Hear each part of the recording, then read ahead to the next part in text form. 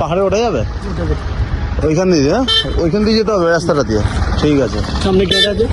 ভাবা যাচ্ছে না যে কলকাতায় সত্যি সত্যি পাহাড়। এতদিন ভাবছিলাম যে কোনো রকম ফেক। ভাই বিশ্বাস করতে পারবে না যে কোথায় আছি।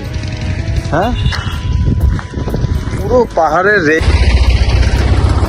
তো গাইস সেই কাকুর থেকে জেনে নিলাম পাহাড়ে কি করে উঠতে হয়। ঠিক ওই দিক থেকে আমরা উঠবো।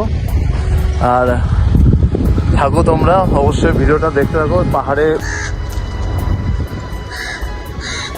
ওই দিকটা আর গেলাম না, তো যাই হোক।